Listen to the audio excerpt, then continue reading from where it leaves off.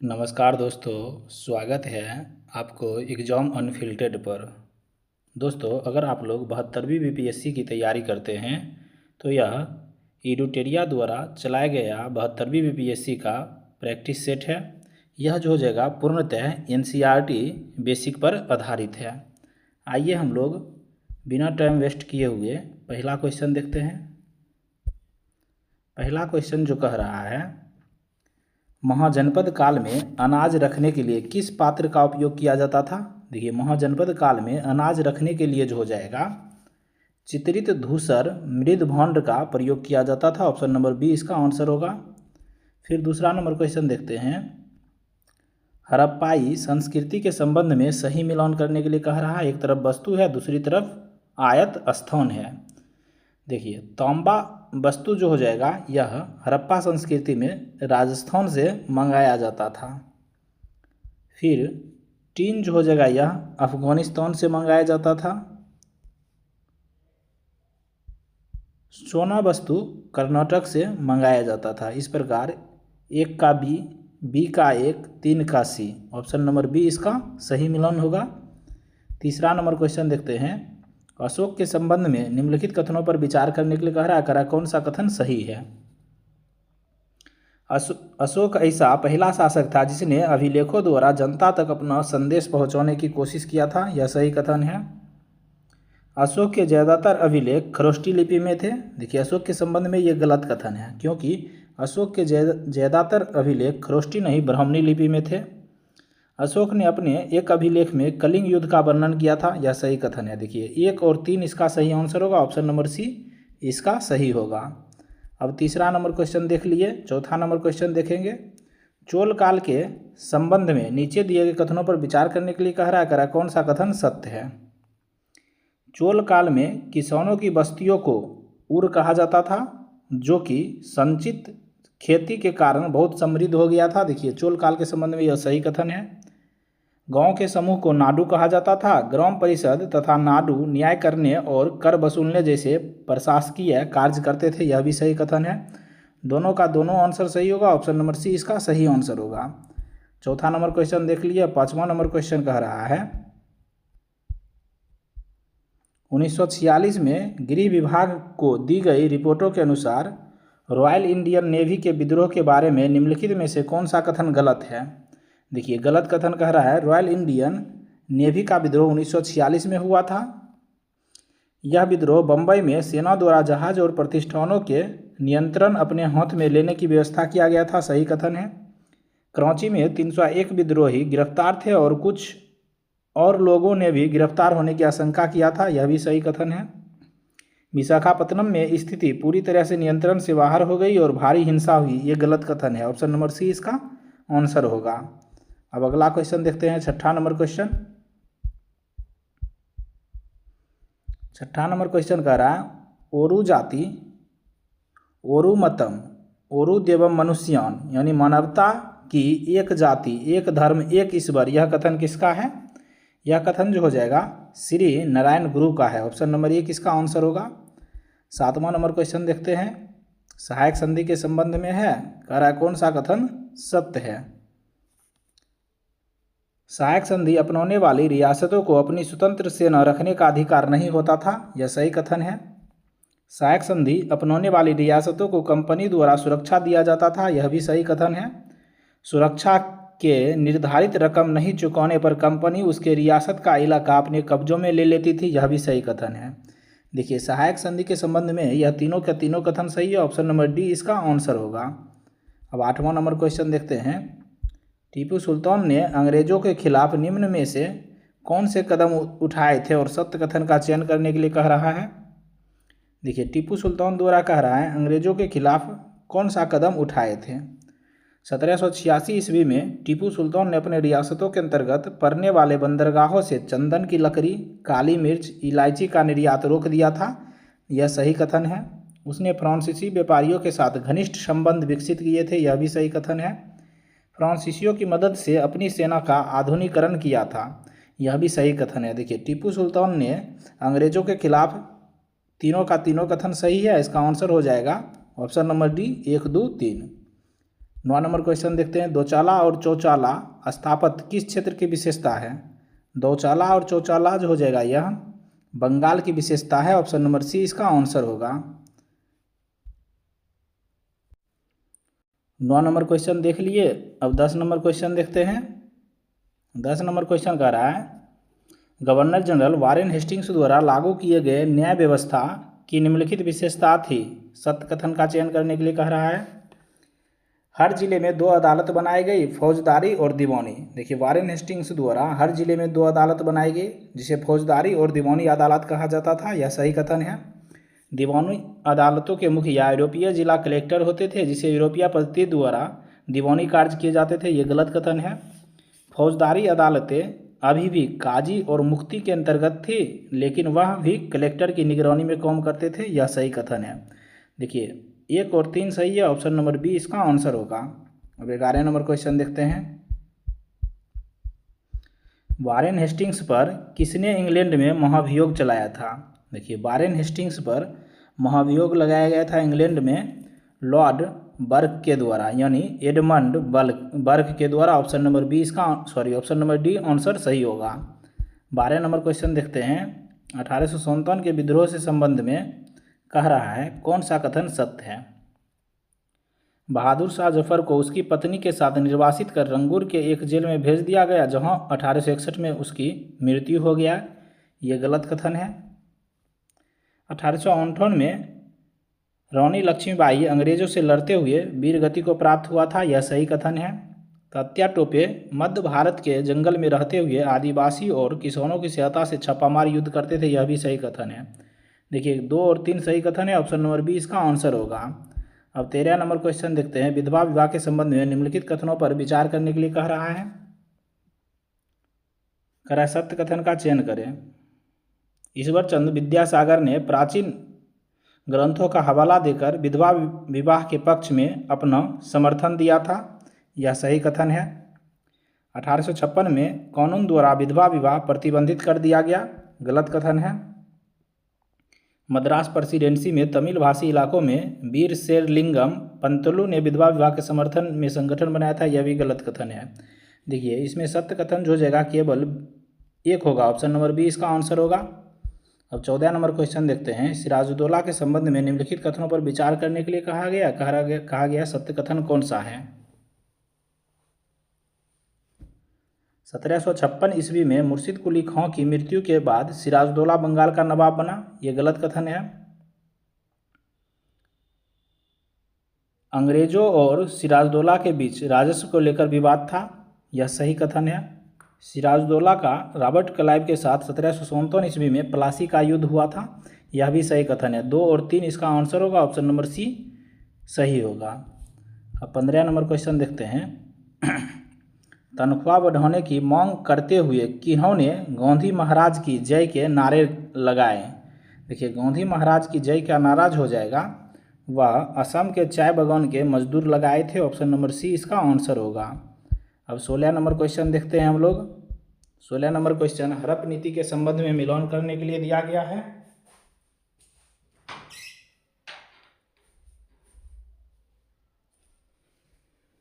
हड़प नीति के संबंध में मिलान करने के बारे में कह रहा है।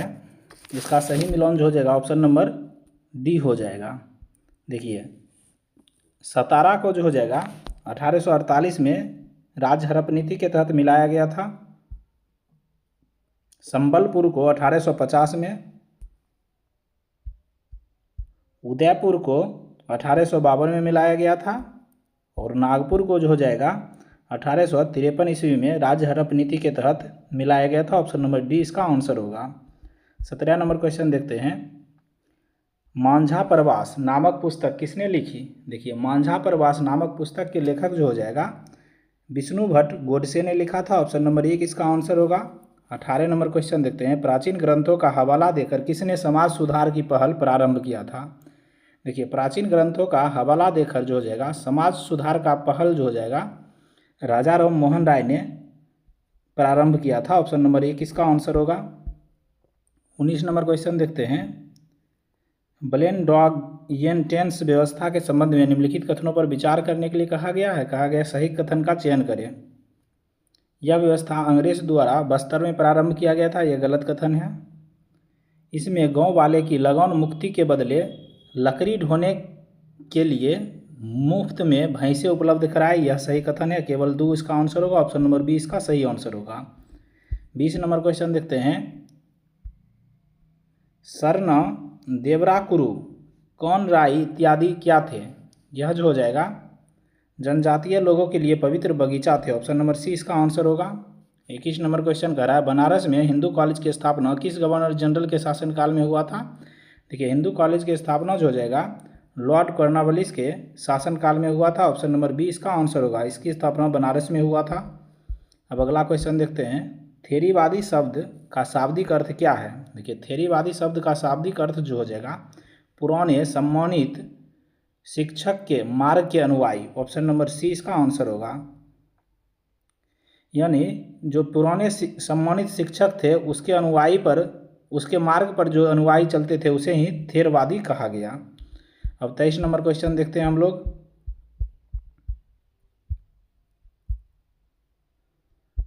23 नंबर क्वेश्चन कह रहा है निम्नलिखित में से कौन सा कथन महात्मा गांधी द्वारा परिकल्पित सत्याग्रह के वास्तविक सार को सर्वोत्तम रूप से व्यक्त करता है? यह जो हो गया इसका आंसर हो जाएगा यह सत्य और प्रेम से प्रेरित एक सक्रिय और नैतिक आत्मशक्ति है जो शारीरिक अकार्मकता या दुर्भावना से पूरी तरह भिन्न है। यही सत्याग्रह से संबंधित है, ऑप्शन नंबर सी इसका आंसर होगा।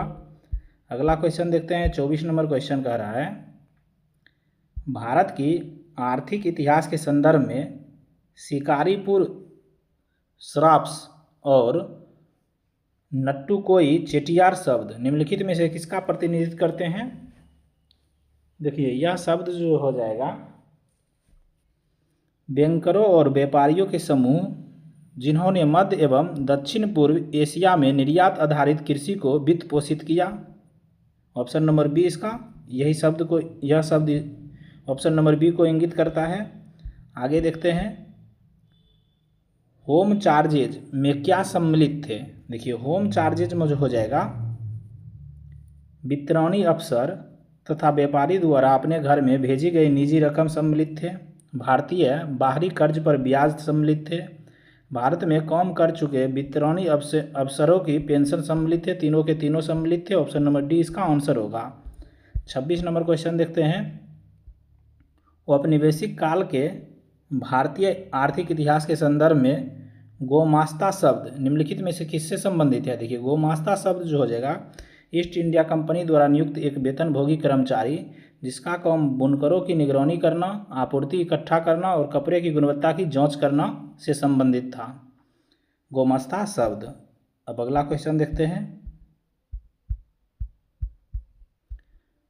रविंद्रनाथ टैगोर द्वारा शांति निकेतन की स्थापना किस वर्ष किया गया था? देखिए रविंद्रनाथ टैगोर द्वारा शांति निकेतन की स्थापना जो जगह 1901 में किया गया था, ऑप्शन नंबर बी इसका आंसर होगा। अब 28 नंबर क्वेश्चन देखते हैं। मुगल काल में किसानों के संदर्भ में निम्नलिखित कथनों पर विचार करें। देखिए किसानों के संदर्भ में निम्नलिखित कथनों पर विचार करने के लिए कह रहा है। मुगल काल में भारतीय फारसी स्रोत किसान के लिए आमतौर पर मुजरियान शब्द का इस्तेमाल करते थे। देखिए भारतीय फारसी स्रोत किसान के लिए मुजरियान शब्द का इस्तेमाल करते थे, यह किसान के संबंध में सही कथन हो जाएगा। 17वीं सदी के स्रोत 2 किस्म के किसानों की चर्चा करते थे, खुद काश्त और पाही काश्त, यह भी सही है। पाही काश्त वे खेतिहार मजदूर थे जो दूसरे गांवों से ठेके पर खेती करने आते थे, यह भी सही है। देखिए सभी के सभी कथन सही है, ऑप्शन नंबर डी इसका आंसर होगा 1, 2, 3। 29 नंबर क्वेश्चन देखते हैं। मुगलकालीन राजस्व के संबंध में निम्नलिखित कथनों पर विचार करने के लिए कहा गया है। कहा गया सत्य कथन कौन सा है? कर के लिए निर्धारित रकम को जमा कहा जाता था, सही कथन है। अमील गुजार राजस्व कर वसूलने का कार्य करता था, यह भी सही कथन है। खेतिहर नगद भुगतान द्वारा ही अदा कर सकता था, यह गलत कथन है। केवल 1 और 2 इसका सही आंसर होगा, ऑप्शन नंबर बी ये इसका आंसर होगा। अगला क्वेश्चन देखते हैं 30 नंबर। एक अच्छे यूरोपीय पुस्तकालय का केवल एक खाना ही भारत और अरब के समूचे देसी साहित्य के बराबर है, उपरोक्त कथन किसका है? देखिए कथन जो है एक अच्छे यूरोपीय पुस्तकालय का केवल एक खाना ही भारत और यूरोप के समूचे देसी साहित्य के बराबर है, यह कथन जो हो जाएगा लॉर्ड मेकाले का था। ऑप्शन नंबर डी इसका आंसर होगा। 31 नंबर क्वेश्चन देखते हैं। ग्राम पंचायत के संबंध में निम्नलिखित कथनों पर विचार करें, करा कौन सा कथन सही है। ग्राम पंचायत के कार्यों को ग्राम सभा द्वारा अनुमोदित किया जाना आवश्यक है, सही कथन है। कुछ राज्य में ग्राम सभाएं निर्माण और विकास समिति जैसी समितियां बनाई जाती है, यह भी सही कथन है। इन समितियों में केवल ग्राम पंचायत के सदस्य ही शामिल होते हैं, यह गलत है। केवल 1 और 2 कथन सही है। ऑप्शन नंबर 1 इसका आंसर होगा। अगला क्वेश्चन देखते हैं। ग्राम पंचायत का सचिव होता है, देखिए ग्राम पंचायत का सचिव कौन होता है। एक नियुक्त सदस्य द्वारा ग्राम पंचायत का सचिव होता है। ऑप्शन नंबर सी इसका आंसर होगा। अब अगला क्वेश्चन देखते हैं। राज्य का प्रमुख राज्यपाल कहलाता है। उसकी डैश केंद्र सरकार द्वारा यह सुनिश्चित करने के लिए किया जाता है कि राज्य सरकार संविधान के नियम और अधिनियमों के अनुसार अपना कामकाज चलाते हैं। यह जो हो जाएगा राज्य का प्रमुख राज्यपाल होता है, उसकी नियुक्ति केंद्र द्वारा यह सुनिश्चित करने के लिए किया जाता है कि राज्य सरकार संविधान के नियम और अधिनियमों के अनुसार अपना कामकाज करे। यहाँ खाली जगह पर नियुक्ति शब्द का प्रयोग होगा। ऑप्शन नंबर सी इसका आंसर होगा। 34 नंबर क्वेश्चन देखते हैं। निम्नलिखित में से नगर निगम के आय के कौन सा स्रोत नहीं है। देखिए नगर निगम के आय का जो हो जाएगा संपत्ति कर है, दुकान होटल आदि पर लगाया गया कर भी है, लेकिन वाणिज्यिक कर यह नगर निगम के आय का स्रोत नहीं है। ऑप्शन नंबर सी इसका आंसर होगा। अगला क्वेश्चन देखते हैं।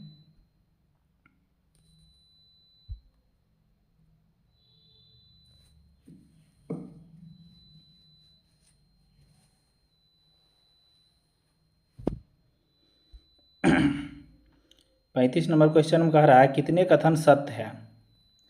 मौलिक अधिकारों वाला खंड भारतीय संविधान की अंतर आत्मा भी कहलाता है, ये गलत कथन है। 24 जनवरी 1950 को श्रम मंत्री का विभाग जयराम दास दौराम के पास था, यह गलत कथन है। 24 जनवरी 1950 को खाद्य एवं कृषि मंत्री का विभाग राजेंद्र प्रसाद के पास था, ये सही है। देखिए केवल एक कथन सही है। ऑप्शन नंबर 1 इसका आंसर होगा। अब 36 नंबर क्वेश्चन देखते हैं।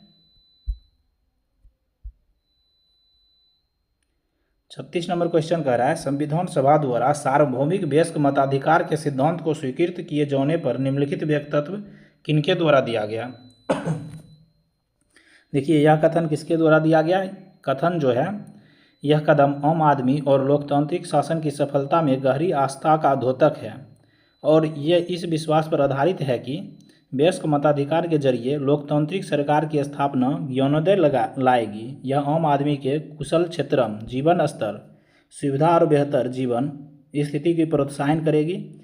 यह कथन जो जगह A.K. अय्यर का था। ऑप्शन नंबर 1 इसका आंसर होगा। 37 नंबर क्वेश्चन देखते हैं।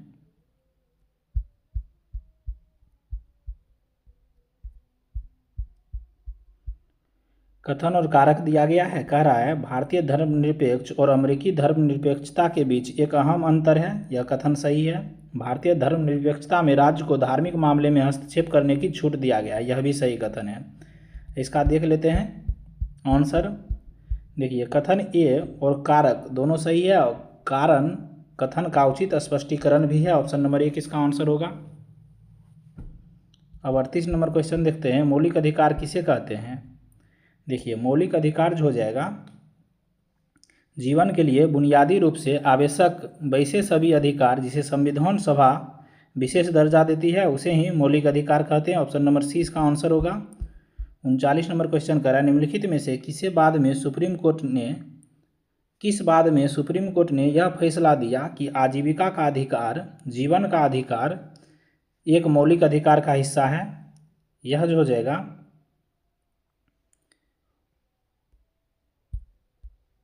ओल्गा टेलिस बनाम बम्बई नगर निगम में यह बात कहा गया। ऑप्शन नंबर 1 इसका आंसर होगा। 40 नंबर क्वेश्चन देखते हैं। भारतीय संविधान व्यवस्था के अनुसार राष्ट्रपति अपने अधिकारों का इस्तेमाल मंत्रिपरिषद की सलाह पर ही करता है। राष्ट्रपति मंत्रिपरिषद को अपनी सलाह पर पुनर्विचार करने के लिए कह सकता है, लेकिन अगर वही सलाह राष्ट्रपति को दोबारा मिलता है तब वह क्या करेगा।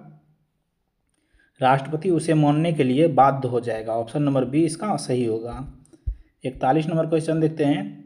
फ्रीडम फ्रॉम फियर, भय से मुक्ति नामक पुस्तक के रचनाकार कौन थे? यह पुस्तक के लेखक जो हो जाएगा ऑंग सांग सूकी था, भय से मुक्ति पुस्तक के लेखक। अब 42 नंबर क्वेश्चन देखते हैं। किसी राजनीतिक दल को भारत में राष्ट्रीय दल के रूप में मान्यता प्राप्त करने के लिए किन शर्तों को पूरा नहीं करना होता है? देखिए, लोकसभा चुनाव में कुल पड़े वोट का 6% प्राप्त करना होता है, यह सही कथन है। किन्हीं 4 राज्यों के विधानसभा चुनाव में 6% मत प्राप्त करना होता है, यह भी सही कथन है।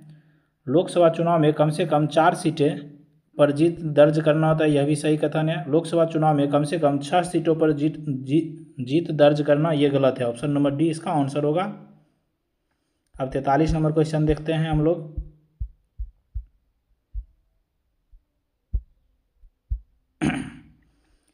अधिकारों का प्रयोग के संबंध में निम्नलिखित कथनों पर विचार करने के लिए कह रहा है। कह रहा है कौन सा कथन सही है?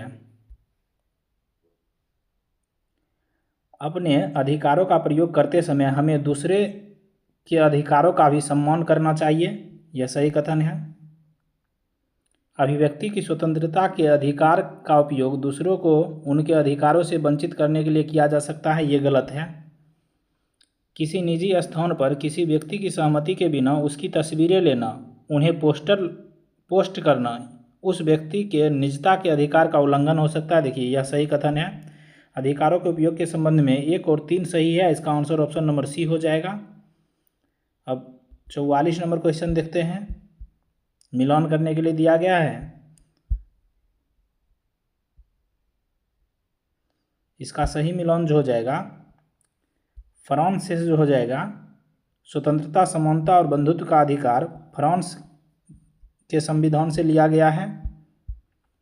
ब्रिटेन के संविधान से कानून निर्माण की विधि लिया गया है। अमेरिका की संविधान से न्यायपालिका की स्वतंत्रता लिया गया है। आयरलैंड की संविधान से राज्य के नीति निर्देशक तत्व लिया गया। इस प्रकार इसका सही मिलान ऑप्शन नंबर बी हो जाएगा। अगला क्वेश्चन देखते हैं अब 45 नंबर क्वेश्चन।